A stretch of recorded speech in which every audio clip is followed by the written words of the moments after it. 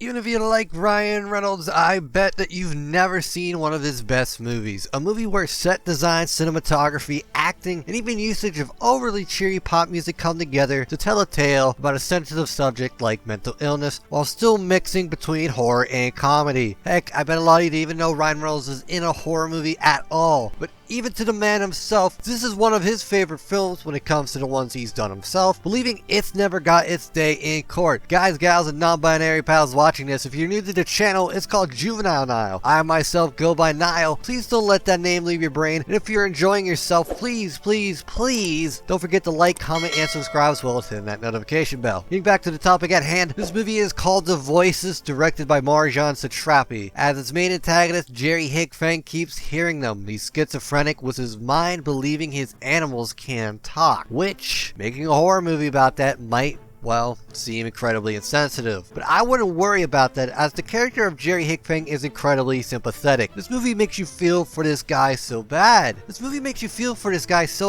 when he kills someone, you feel equally bad for him as the people he killed. The movie makes it very clear that he's mentally ill, and all of this deep down tortures him. It's a sensitive subject that they played sensitively, despite its genre of horror comedy. If Ryan Reynolds didn't play this role, I'm not sure who they could have gotten to make this sort of dynamic work, at least as well as how he pulled it off. I personally believe his performance in this film is even up there with his much more mainstream work in Deadpool. To explain a bit more what I mean though, the film starts off in a factory Jerry works at. Everything seems so pleasant, it's really colorful and lovely. He's wearing a hot pink jumpsuit, and this is where you can begin to see why this works as you get further into it. Because as well as having fantastic acting, the set design and cinematography used here is amazing work. It truly captures the dreamlike quality that shows you the world through Jerry's eyes, making you understand his perspective by literally showing you it around him, and sometimes subtly too, with the bright colors and everything else I said before, changing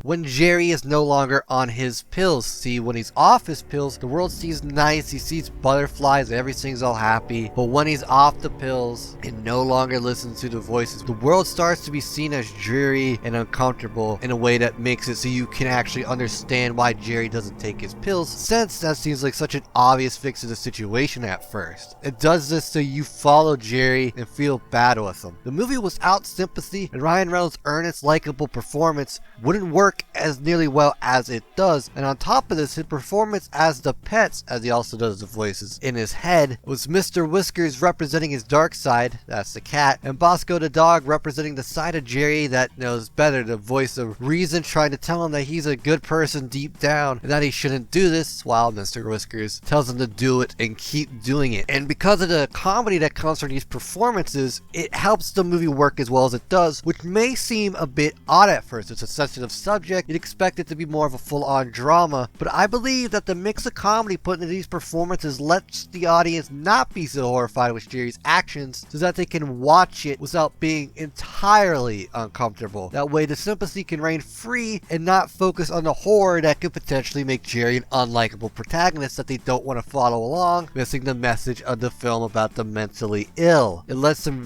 focus on the journey and the message. And spoilers up ahead as we're about to go into plot stuff. Please go watch this movie and then come back, because I believe it's something that you should watch on your own, unspoiled, because I think this is one of those movies that's just simply better that way. So please, if you haven't watched the movie already, take the opportunity to go see it and then come back.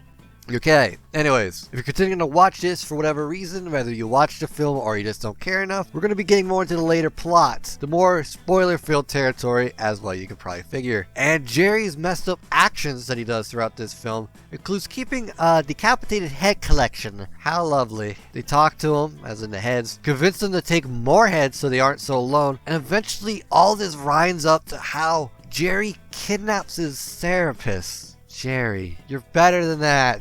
This is when stuff really goes nuts. One of his victims is the love interest that the audience gets really attached to throughout it, and they hope that it could help Jerry with his murderous infliction. He truly loves her. He denies listening to his cat, Mr. Whiskers, to kill her. It seems like that she might be the key to helping Jerry finally take his medication and get his life on track. The key to his life improvement. They get along so well, even though it's cheesy as can be, but that cheesiness is what makes Jerry work. He's a cheesy guy. He likes to dance and sing. He likes butterflies and simple restaurants with gimmicks. He's such a corny doofus of a dude. So when he finds this kindred spirit of his and eventually accidentally murders her after she discovers the state of Jerry's life, it's heartbreaking. Him kidnapping his therapist who cares so much about him too is even more heartbreaking.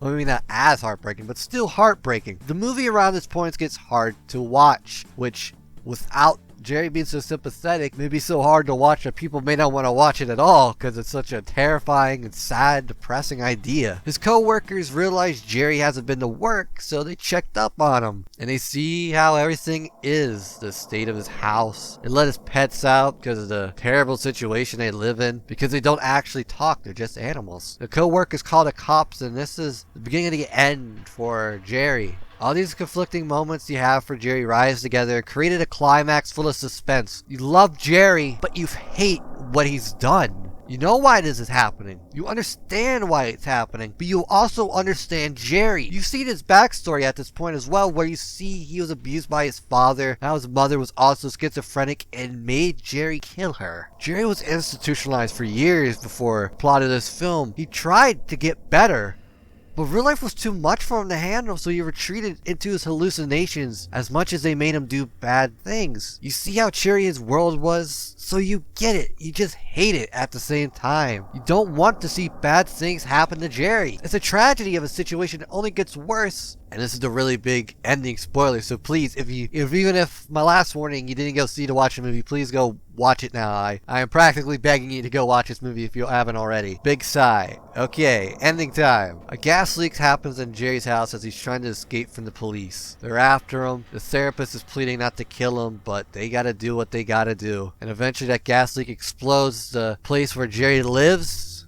and Jerry succumbs to the gas leak and dies. It's the end of Jerry as the movie goes in close to his eyes, and you get to see what's going on in his head one final time.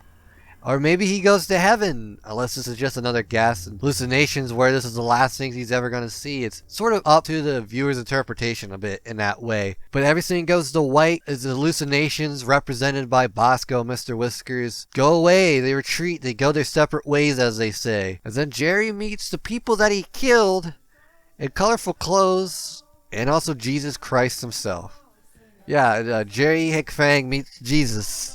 Again, I don't know how real this is, but I like to believe Jerry had a good ending for deep down having a good soul. And all of them dance to a happy song. Sure, that could seem insensitive, but it's a perfect mix of darkness and comedy to me, which has represented the movie's tone the whole time, and encapsulates it for what it is, a horror comedy masterpiece, as well as featuring some of Ryan Reynolds' best work. Marjane Satrapi mastered everything that needed to be for this film to work, and it's a film that could have easily failed, and it's a total shame that she's only made one movie after this. I'd love to see more films from her, and see if they can reach this level of filmmaking once again that brings together set design, cinematography, pop music, and great performances and storytelling all together to create something truly special. Maybe she could collaborate with Ryan Reynolds again, but who knows? I'd just love to see what she'd manage to do with another subject matter.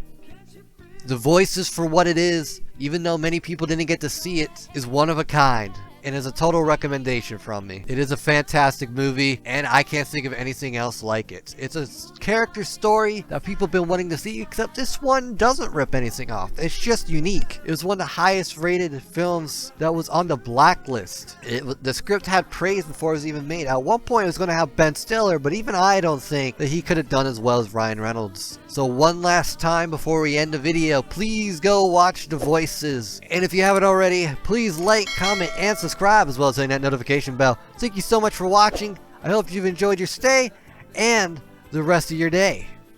If I'm lucky, I'll see you next time.